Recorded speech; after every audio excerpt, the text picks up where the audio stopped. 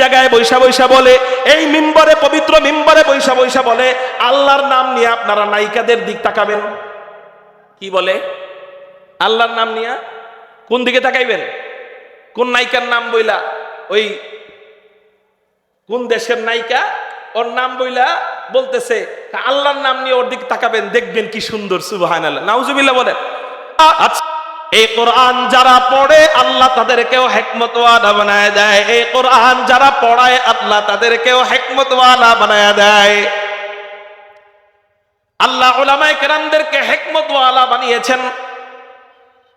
হযরত রশিদ আহমদ গাঙ্গুহি রহমাতুল্লাহি আলাইহিকে ইংরেজরা গ্রেফতার করলো 1857 সালে। শামিলের যুদ্ধের পরে রশিদ আহমদ গাঙ্গুহি রহমাতুল্লাহি আলাইহিকে গ্রেফতার করা হলো। হযরত রশিদ আহমদ গাঙ্গুহি রহমাতুল্লাহি আলাইহিকে ইংরেজের জজ বলে, হযরত আপনার কাছে নাকি অস্ত্র আছে, অস্ত্র। হযরত রশিদ আহমদ গাঙ্গুহি চিন্তা করেন, আসলে তো আমার কাছে অস্ত্র আছে। আমি যদি বলি আমার কাছে অস্ত্র আছে, ওরা আমার যাবজ্জীবন কারাদণ্ড দিবে। আর যদি বলি আমার কাছে অস্ত্র নাই, তাহলে মিথ্যা হয়ে যাবে। মিথ্যা বললে আল্লাহর কাছে ধরা, সত্য বললে ওদের কাছে ধরা। কি করা যায়? উনি মাঝখান দিয়ে হিকমত বের করলেন। ওয়াল কুরআনিল হাকীম, কুরআন হলো হিকমতওয়ালা। এই কুরআন যারা পড়ে আল্লাহ তাদেরকেও হিকমতওয়ালা বানায় দেয়। এই কুরআনের সাথে যারা থাকে আল্লাহ তাদেরকেও হিকমতওয়ালা বানায় দেয়। এই কুরআন যারা পড়ায় আল্লাহ তাদেরকেও হিকমতওয়ালা বানায় দেয়। সত্য বললে জেলখানা, মিথ্যা বললে আল্লাহর কাছে ধরা। এই অবস্থায় দাঁড়ায়ও হযরত রশিদ আহমদ গাঙ্গুহি রাহমাতুল্লাহি আলাইহি কোনো মিথ্যা কথা বলেন নাই। পকেট থেকে তাসবিহ বের করে বলেন, ইয়ে হামারা হাতিয়ার হে, এই যে আমাদের কাছে অস্ত্র, এটাই আমাদের বুলেট। আমাদের অস্ত্র হলো লা ইলাহা ইল্লাল্লাহ, লা ইলাহা ইল্লাল্লাহ।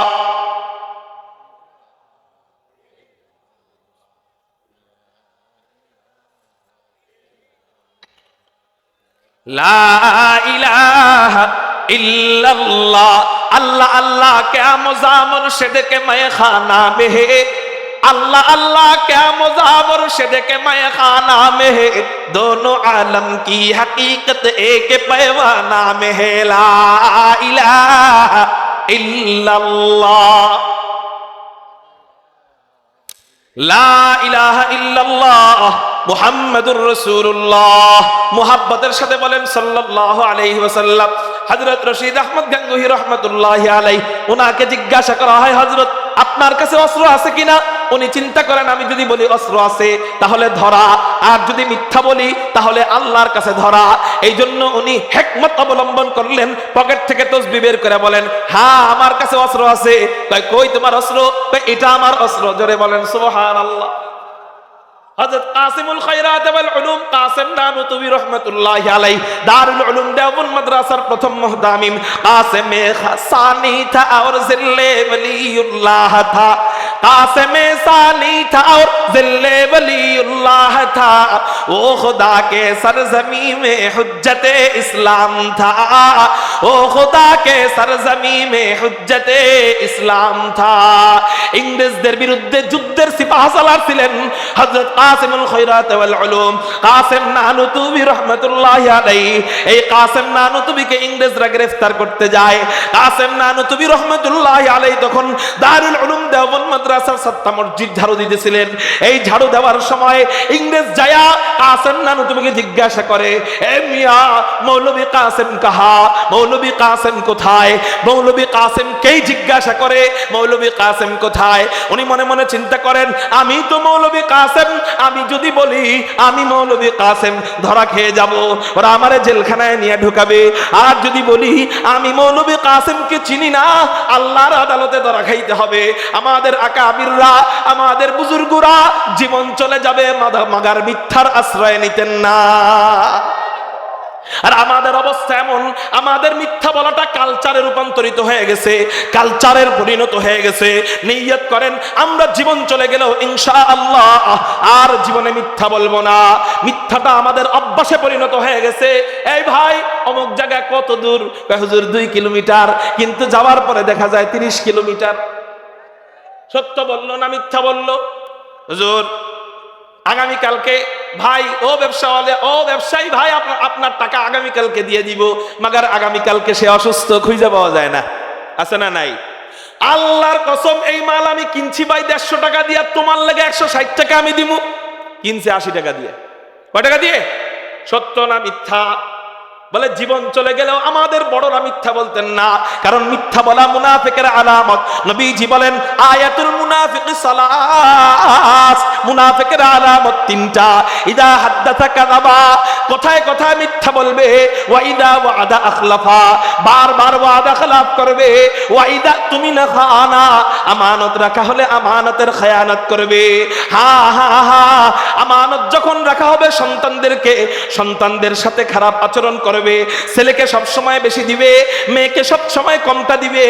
আমানত রাখা হবে আমানতের খেয়ানত করবে, টাকা রাখা হলে টাকা ভেঙে ফেলবে, রাষ্ট্রের আমানত রাখা হলে রাষ্ট্রের আমানতের খেয়ানত করবে, ইসলামের আমানত রাখা হলে ইসলামের আমানতের খেয়ানত করবে। বক্তা হিসাবে আল্লাহ, দাঈ হিসাবে আল্লাহ আমাদেরকে ইসলামটাকে আমানত দিয়েছেন।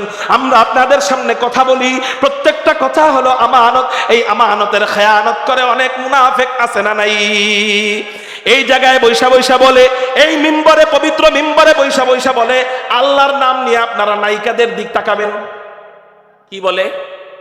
আল্লাহর নাম নিয়ে কোন দিকে তাকাইবেন? কোন নায়িকার নাম বইলা, ওই কোন দেশের নায়িকা, ওর নাম বইলা বলতেছে আল্লাহর নাম নিয়ে ওর দিকে তাকাবেন, দেখবেন কি সুন্দর। সুবহানাল্লাহ, নাউজুবিল্লাহ বলেন। আচ্ছা, তাকানো, নারীদের দিক তাকানো, এটা কি চোখের জিনা না? আল্লাহর নাম নিয়ে যদি নায়িকার দিক তাকাইলে সওয়াব হয়, তাহলে আল্লাহর নাম নিয়ে তো লজ্জায় স্থানের জিনা করলেও সওয়াব হইব। ওর কথা মোতাবেক তো এটাই বোঝা যায়। আল্লাহর নাম নিয়ে চোখের জিনা করলে জিনা হয় না? তো আল্লাহর নাম নিয়ে যদি চোখের জিনা করলে জিনা মাফ হয়ে যায়, আল্লাহর নাম নিয়ে লজ্জায় স্থানের জিনা করলেও তো জিনা মাফ হয়ে যাইতো। এই মডারেট মুসলিমদের হাতে যদি ইসলাম যায়, এই ইসলাম, এই রাষ্ট্র, এই দেশ কখনো শান্তিতে থাকতে পারবে না। আল্লাহ আমাদেরকে এই মডারেট ইসলামী, এই মডারেট মুসলিমদের থেকে এই দেশকে, এই জাতিকে হেফাজত করুক। ওদের কাছে ক্ষমতা গেলে এই দেশের 12টা বাজায় ছাড়বে। আমি কাদের কথা কইতেছি আপনি বুঝেন নাই?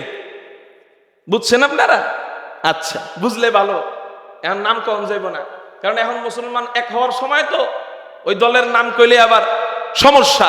এই 2-1 ওই দলের লিডারদেরকে বলবো, এই 2-1 রে আপনারা তওবা করান, তওবা না করাইলে জুতা দিয়ে পিটায়া দল থেকে বের করে দেন। আল্লাহর নাম বইলা নায়িকার দিক তাকাইতে উপদেশ দেয়, বয়ানের পবিত্র মঞ্চে বৈশা। এদেরকে আমরা স্টেজে দেখতে চাই না, এদেরকে আমরা ইসলামের নেতা হিসাবে দেখতে চাই না।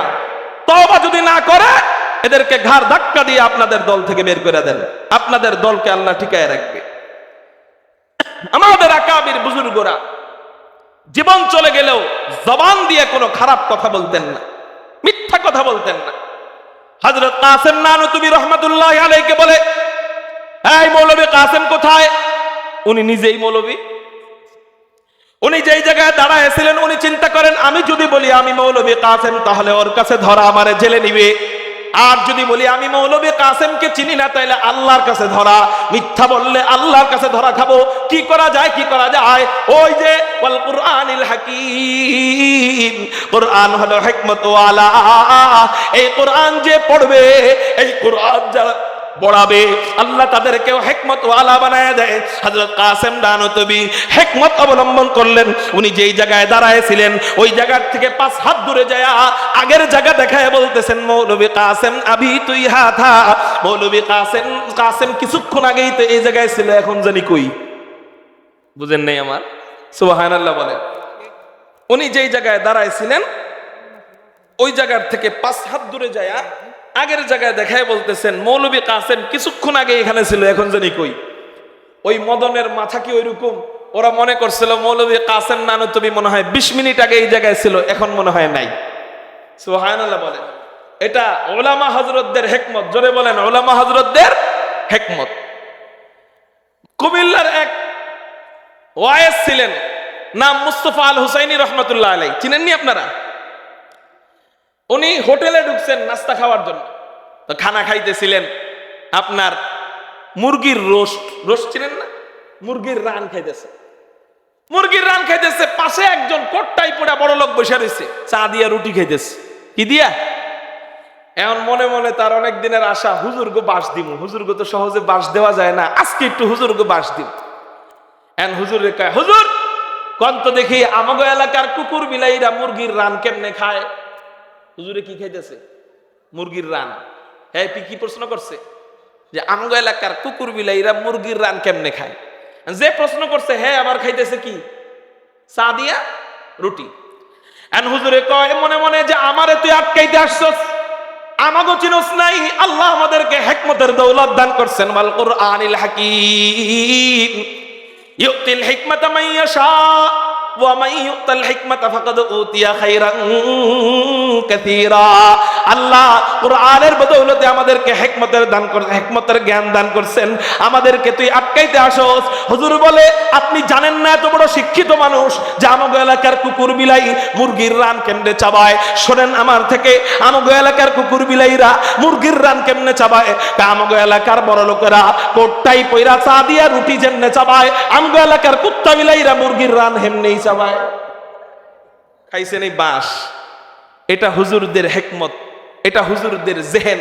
এই জেহেন হয় কোরআনের বদৌলত। জোরে বলেন কিসের বদৌলত? কোন কথা বলতে যাই এই পর্যন্ত আসলাম জানেন? আগে বড় বক্তার পরে আমারে দিলে আমি হিকমত খাটাইতাম।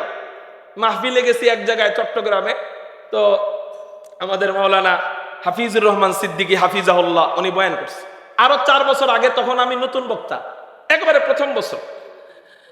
তো আমাকে হুজুর যাওয়ার পরে এখন আমার বসাইছে, তখন আমার কেউ চিনে না, কেউ স্যাপ দিয়াও করে না। এখন আমি কই বসাইতে হবে ওইভাবে, চিনে না তো। আজকে তো আপনারা মোটামুটি চিনছেন দেখে বসছেন, তাই না? ওই সময় কেউ চিনে না, কেমনে বসাবো? আমি কই ভাই যারা দাঁড়াইছেন আলহামদুলিল্লাহ দাঁড়াইছেন, দাঁড়ায় আমার 1 মিনিট কথা শুনেন। ঢাকা থেকে এত কষ্ট করে চট্টগ্রাম আইছি, দাঁড়ায় 1 মিনিট কথা শুনেন। 1 মিনিট পরে যায়েন গা, 1 মিনিট পরে যায় না। এই কথা বলার পরে সবাই চিন্তা করছে যে 1 মিনিট যেহেতু ওয়াজ শুনতে কইছে, তাহলে দাঁড়ায় একটু 1 মিনিট শুনি, সমস্যা কি? 1 মিনিট। কয় মিনিট? 1 মিনিট। আমি কইছি এই জায়গায় যদি গায়িকা মমতাজ আসতো মাঠটা ভরে যেত না? কয় হা। তাহলে এই জায়গায় গায়িকা মমতাজ আসে নাই, আলেম আসছে, এখন মাঠ খালি করে দিবেন। তার মানে আপনারা মমতাজরে যদি ভালোবাসেন তাহলে আপনারা সবাই জানগা, আর যদি আলেমরে ভালোবাসেন তাহলে থাকেন। এই সবাই তাকায় দেখো তো মমতাজরে ভালোবাসে কারা? এখন তো কেউ লড়ে না। এখন 1 মিনিট পার হয়, 2 মিনিট পার হয়, কেউ যায় না। ওই যে গেলেই সবাই কবে যে মমতাজের প্রেমিক যায়। পরে শেষে দেখি আস্তে আস্তে বসে। আলহামদুলিল্লাহ 2.5 ঘন্টা বয়ান করছিলাম, একজন মানুষও আলহামদুলিল্লাহ ওঠেনি। সেই হিকমত আজকে অবলম্বন করতে চাইছিলাম কিন্তু করি নাই। কেন? বলে এটা ওই সময় করছি নতুন বইলা, এখন এটা করা বেমানান, আমাদের সাথে এটা যায়ও না মানায়ও না। যার বসার তারা এমনিই বসবে। কি বলেন? আলেমদের